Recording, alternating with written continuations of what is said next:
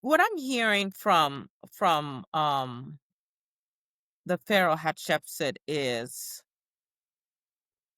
that a starving and displaced people cannot defend themselves, and that the principal role of a leader is to create an environment in which the people of the land can thrive, not just some, but all. And what she worked very hard to do, and she did not wait to be given permission to become a ruler of the land.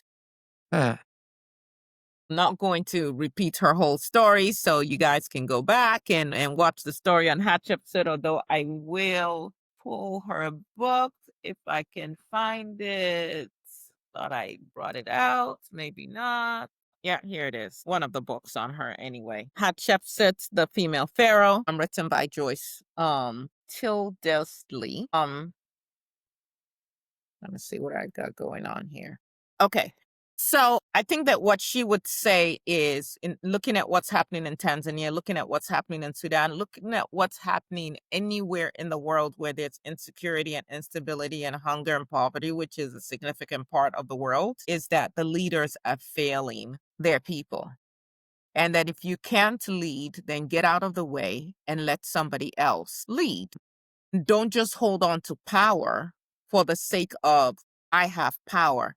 And so we see during her quote unquote reign, it was one of the most peaceful times for ancient Kemet. They were able to expand in terms of the trade that they did to the benefit of their The people, people. and it was not harmful to the people that they were trading with. Everybody benefited from it. She was able to create a lot more infrastructure within Kemet to the benefit of the people, even as she was building a lot of monuments as well to herself.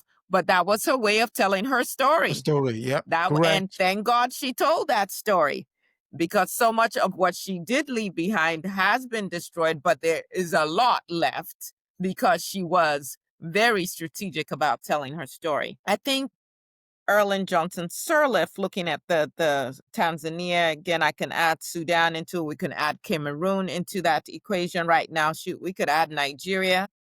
Would say that stability comes when women are empowered to lead reconstruction and peace processes.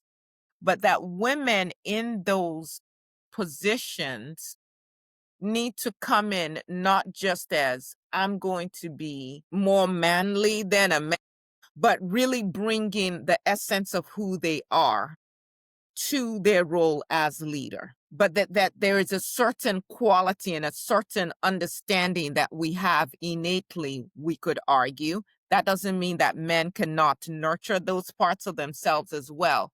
But that when women come into roles and choose to leave out certain aspects of who they are and embrace just a sense of, this is how a leader should look, which is the patriarchal model, then what we see are the same issues that we tend to get under male leaders. I think Micere Mugo would probably lend her voice to this, and she might look at it from the perspective of, you've got to be willing to tell the truth and to name the problem. And so when we look at who is propping up these governments, um, and who's benefiting, are our leaders willing to be honest and to say, yeah, there's a problem here.